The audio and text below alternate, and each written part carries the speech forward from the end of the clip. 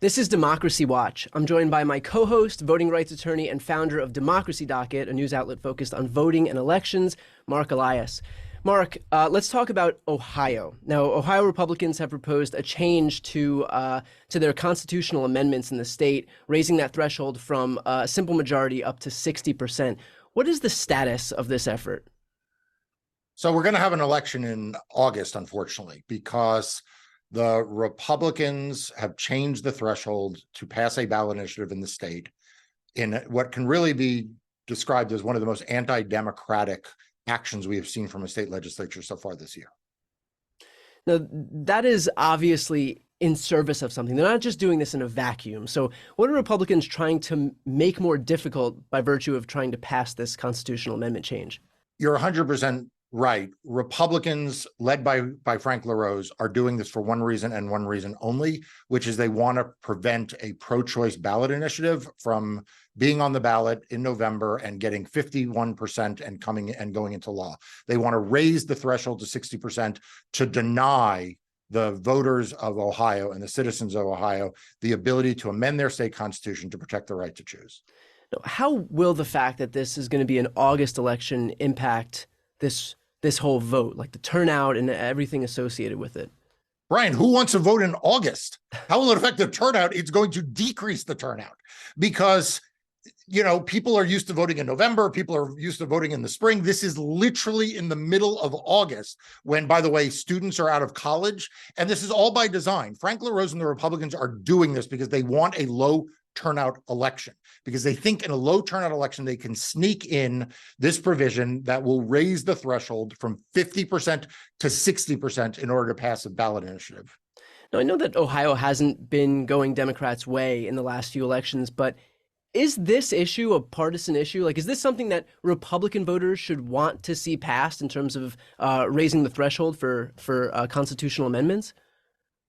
This is terrible for democracy. No one should want this. Democrats shouldn't want this. Republicans shouldn't want this. No one should want this. And the way that we can stand up to it is to defeat it, right? If Ohioans show up at the polls in the middle of August, despite all of this, and defeat this change, it will go a long way towards the civic health of the state. Frank LaRose said when he originally said there shouldn't be an election in August, before this, he said that having elections in August would be bad for the civic health of the state. Well, he was right then, and he's wrong now, and we need to make sure everyone turns out to prevent the degradation of the civic health of Ohio. You've been around for all of these fights, even these off-cycle fights. Do you have any indication as to how this one is being received in terms of whether people recognize that what's happening in Ohio right now is a major fight for reproductive rights? I hope so. I mean, everyone needs to know that this is a fight for reproductive rights in Ohio.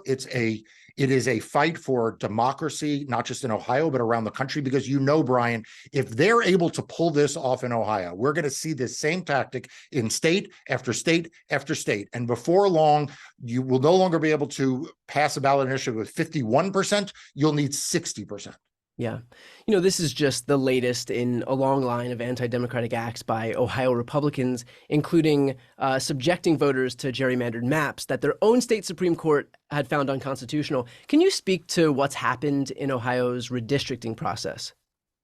Sure. In some ways, it's a parallel story to what we're seeing now, and it mirrors the MAGA Republican takeover of the Republican Party nationwide.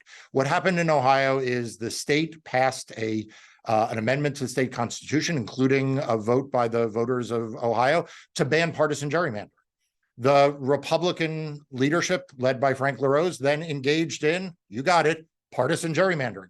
The state Supreme Court, which is controlled by Republicans, a Republican-controlled Supreme Court, said, you violated the law, and said, no, you can't do this. And you know what the Republican leadership in Ohio did after their first effort was struck down? They went back and they did it again. And then the court said, nope, you still are wrong, and they did it again. They don't care. They ran out the clock by continuing to pass gerrymandered after gerrymandered map, refusing to actually bend to the will of the electorate and pass and enact a fair map for all voters of Ohio. And so what happens here? I mean, there's people out there like listening to you say that and saying like, can you just continually break the law? I mean, like, if the law says that gerrymandering is prohibited and they keep passing maps with gerrymandered maps, at what point does it get resolved? Well, so it gets resolved one of two ways. Number one, this is why voters need to vote on August 8th, because yes, voting on August 8th will protect a women's right to choose, and that is vitally important, and that should be reason enough for people to turn out. But the second thing is it will show the cynicism of Republicans, and it will show them that it won't succeed.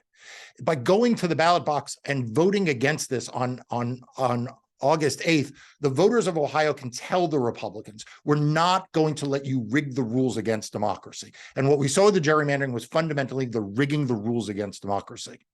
All right. Well, we'll obviously keep harping on this issue and make sure, we've got a little over a month until this election's actually happening, but it's especially important for people watching right now to make sure that everybody knows what's happening in Ohio. This election is going to be the most important election of this summer. And when we've had other important off-year elections, like the one in Wisconsin, for example, people do eventually turn out, and that's good for democracy in the end. So with that said, Marc, thank you to you and your team for working on this in Ohio and other cases across the country. For anybody watching, if you want to help Marc, then please sign up for Democracy Docket. It is a free news outlet focused on voting and elections. The link is right here on the screen, and it's also in the post description of this video. I'm Brian Teller Cohen. And I'm Marc Elias. This is Democracy Watch.